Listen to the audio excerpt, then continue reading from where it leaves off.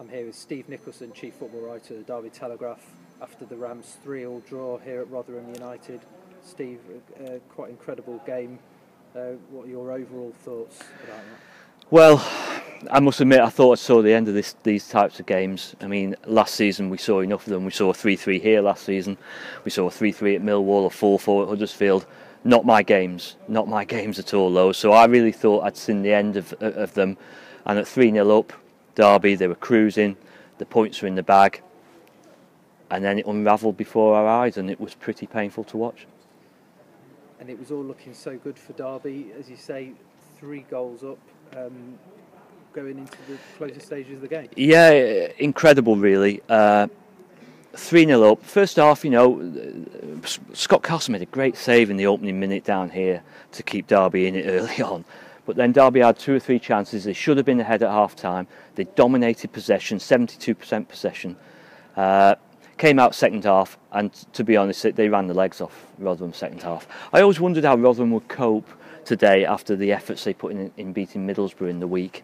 And in second half, Derby really ran the legs off them, got on top, scored 3 goals, could have been more. If it had been winning 4, 5 or 6, it couldn't have argued with that. And as you say, with 83 minutes on the clock, they were 3-0 up, and we were all heading back down the M1 in a happy mood. So how can you describe what happened next?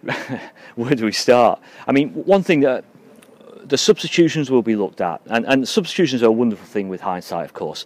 I'm not too sure they were to blame for this, because Darren Wassell sent on 2 strikers after 75 minutes. Well, they were still 3-0 up after 83 minutes.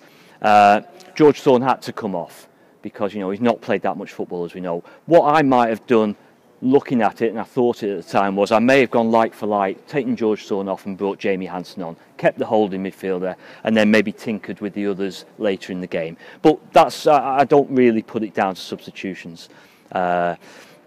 Derby conceded a very poor first goal, very, very sloppy. The lads got you could drive a bus through the gap in the defence, and he slotted it away, Danny Ward, very nicely, 3-1.